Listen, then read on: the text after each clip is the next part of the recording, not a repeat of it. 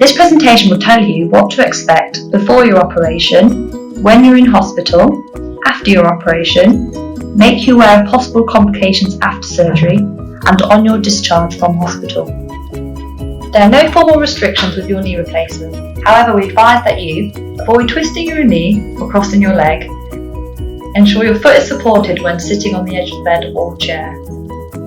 To gain full movement of your knee, we advise that you avoid placing a pillow under your knee. Do not use the knee brace on the hospital bed. You can only kneel as pain allows.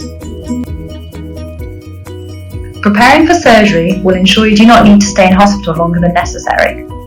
What you can do to prepare for surgery: practice transfers and exercises. Prepare your home environment. Remove any trip hazards. Ensure you have space to mobilise and allow space for any walking aids. Stock up on food. Arrange any support you need prior to surgery. Completing these tasks will make you feel more confident on your return home from hospital. Prior to surgery, we advise our patients to maintain good personal hygiene to reduce the risk of any infections.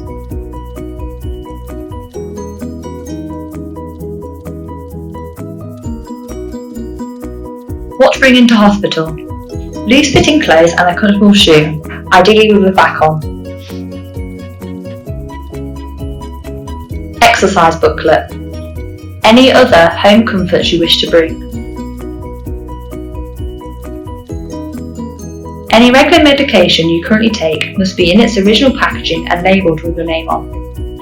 If you're not diabetic, you'll have been issued with 6 carbohydrate loading drinks. These drinks are for you to take prior to admission. You need to drink 4 drinks on the night before surgery and 2 drinks on the day of surgery. You take the 2 on the morning of surgery an hour before your admission time. So if you're coming in at 7 o'clock, you will take them both at 6. And if you're due in hospital at 11, then you will take them both at 10. On admission, we will admit you in list order, and we check that nothing's changed from when you've had your assessment. Between now and coming into hospital, it's important that you keep yourself as well and healthy as you can.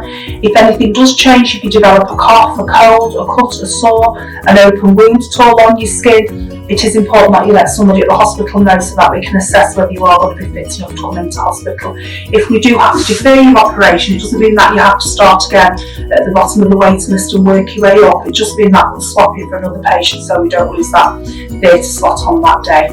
The surgeon will come and see you or one of their team, and will do what we call confirmation of consent to make sure that you're still happy to go ahead with the operation, and we'll put an arrow on your leg depending on what knee you're having done. The anaesthetist will come and see you and go through the anaesthetic. The operation is normally done with a spinal anaesthetic, so it's a one-off injection into your lower back and you go from the waist down. Most patients will have sedation so that they're not aware of what's going on in theatre, but you have always got the option to have a general anaesthetic, and the anaesthetist will speak to you about that on the morning. If you want to bring some music in to listen to that during the surgery, you're very welcome to do that as well. We ask that if you use inhalers, that you bring those into hospital with you and you actually take them down to theatre with you. When you are ready to go to theatre, we do walk you down to theatre because theatre's just round the corner from the ward, and you'll go into an anaesthetic room. In the anaesthetic room, they'll position you on a trolley and will attach some electrodes to your chest, and they will connect you to a heart monitor, and that will monitor your heart rate and rhythm during the operation. The anaesthetist then will put a Benflon in the back of your hand and attach it to some fluid. Then if you want to have a spinal anaesthetic, they will sit you up to position you on the trolley and get you to lean over. That opens up the space in your lower back. At that point then you'll feel the anaesthetist clean your back and feel your back, and you'll clean your back with some cold solution. You will feel a little bit of pushing as they get into the space, then they'll inject the anaesthetic. At that point you'll feel your legs go very heavy, very warm and very numb. The anaesthetist will do various tests on your legs to make sure that both your legs are blocked and you can't feel anything. Then when you're happy and they're happy, if you have sedation, that's given to you and off into theatre you go.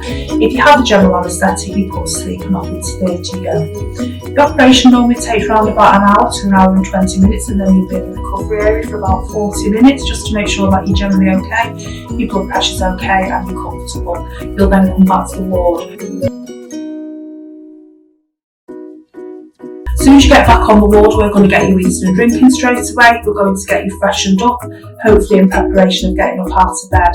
We do aim to actually get you up out of bed on the day of your surgery within a couple of hours of coming back to the ward. We'll commence your pain relief. As soon as you start feeling pain at the surgical site, we'll commence your pain relief. And then day one, we're at the day after operation. Again, your pain relief will continue. You will have a bandage on your knee, what we call a woollen crepe bandage. That will be removed. We'll check some blood tests. We want to make sure that you're not anemic and that your kidneys are functioning okay following the operation. And it's important that you do, after surgery, you do drink plenty of fluid so you don't become dehydrated. And we'll also do an x-ray of your knee as well. It is important to mobilise on the day of your operation. Doing so reduces stiffness and accelerates your recovery. The therapy team will monitor your return to the ward, and when appropriate we will come to see you. We will begin with bed exercises where we will check your range of movement and muscle strength. The first time you mobilise, you will use a frame. Please complete the exercises on a regular basis. This is essential after your operation to gain the best outcome. From as early as day one, you'll be expected to be dressed in your own clothes. We will progress your mobility from a walking frame to elbow crutches as appropriate. A stairs assessment will be completed if appropriate. We will practice transfers and encourage independence with washing and dressing. Therapy discharge goals. We are aiming for a good functional knee bend, a straight leg raise if possible, independence mobility, stairs and transfers, independence with washing and dressing. Knee replacements are painful. The pain will get easier. We advise that you take your pain relief regular for as long as you need it, that you move your knee, you do your exercises. The more movement you get in your knee, the easier that pain's going to be.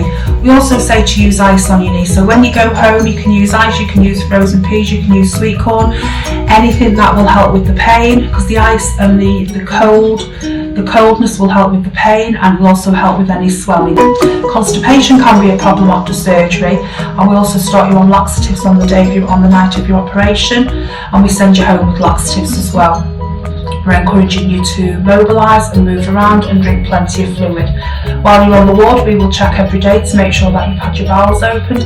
If you haven't and you're struggling, you're starting to feel uncomfortable, then we can intervene with further medication. Infection is one of the risks after the operation, and that's why we're asking you to keep yourself as well and healthy as you can.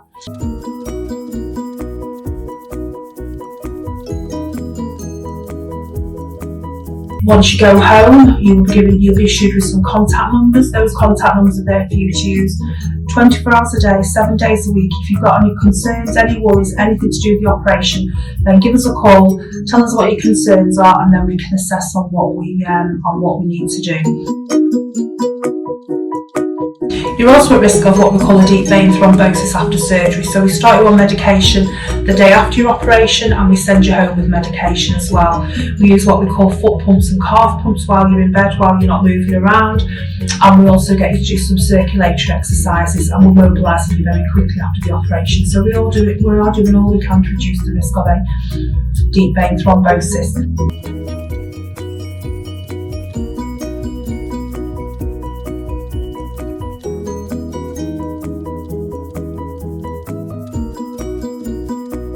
After surgery, you are going to get swelling. It's very common to get swelling to the leg.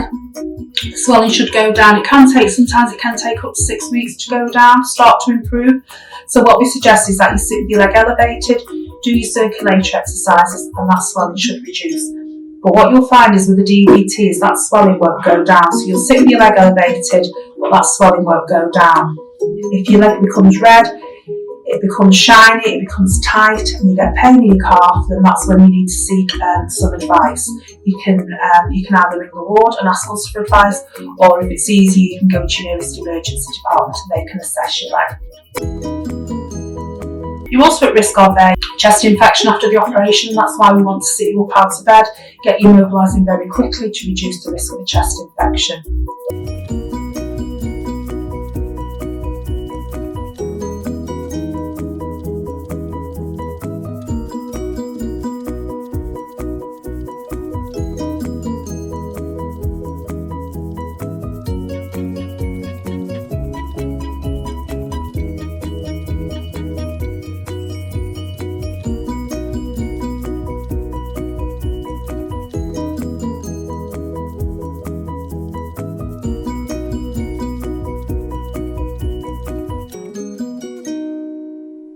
You're also at risk of what we call an embolism, pulmonary embolism. So if a blood clot is missed in the calf, part of that can break off and go to the lungs, and that's called a pulmonary embolism.